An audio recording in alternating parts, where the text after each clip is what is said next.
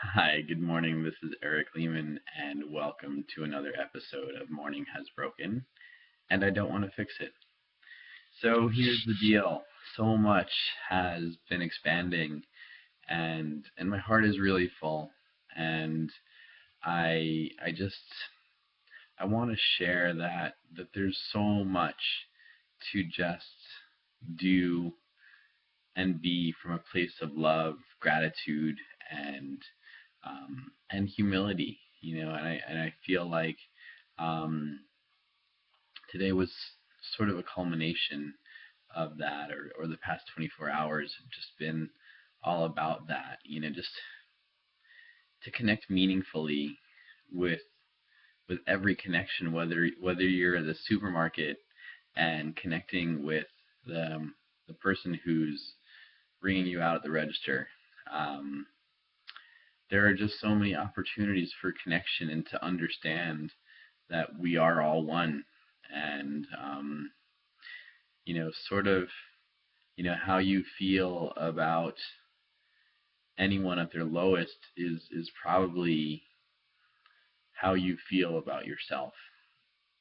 And so I feel like, when you can start a day grounded in love, like, and grounded and expanded in love all at the same time, um, that perspective, it shifts in a huge way, and so much more is possible with any given day. And I think that's what's really amazed me about this recent part of my journey is that what can happen from a framework of love and um, and service is is just unbelievable. And I mean, maybe unbelievable isn't the right word for it. I think just more is possible when when love comes to town. You know what I mean? Like when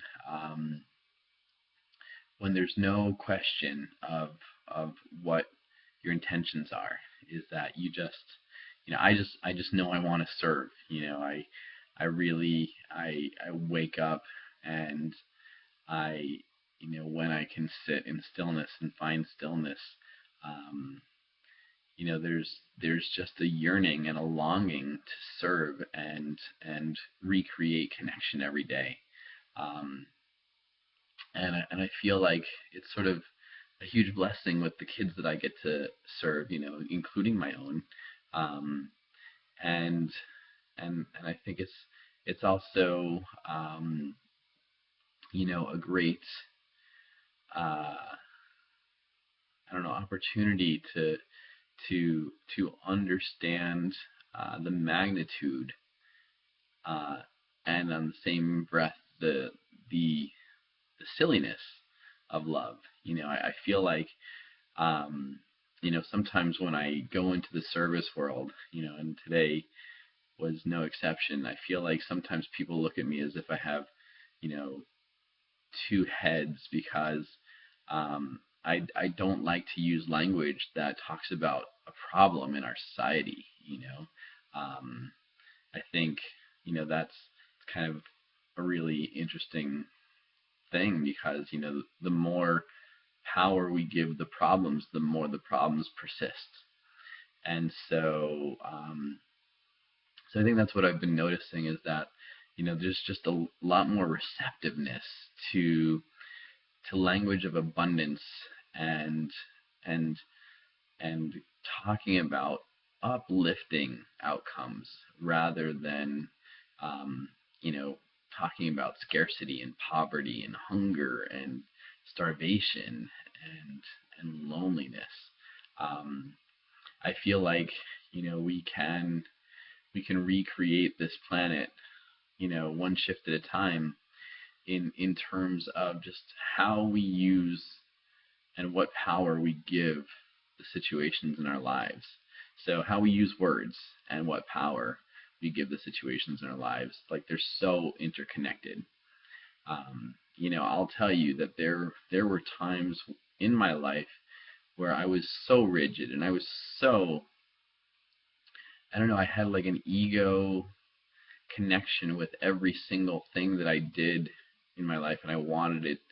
I wanted brand Eric to manifest a specific way, and I had such a like a stranglehold on all of the beautiful, potentially beautiful outcomes in my life, including being a father, and I think that's what has shifted in such a way with me. I mean, I there are ways that on paper I probably let my kids down every day, um, whether I'm spending time with them during my time to see them or not, um, and yet now I know that what I get to do as their steward is just love them and just keep listening for for who they know themselves to be,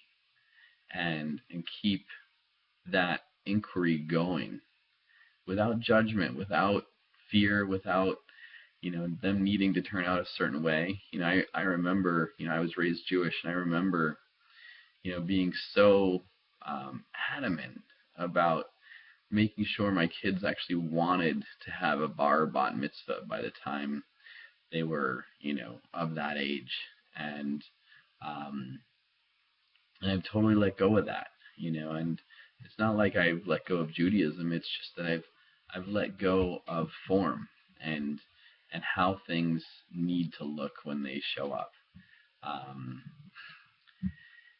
and it's really interesting. Although I've let go of form, I'm also understanding that there is some beauty in structure. So, it's just, there's sort of like dualities going on. Um, Another big duality that's just really present for me is that I've always been like a really like no rules kind of guy. I've been, don't use any language that holds me down or makes me feel um, you know tied down to any one particular way of being. And yet recently I've started to embrace language around creating divine containers, and what I mean by that is that there's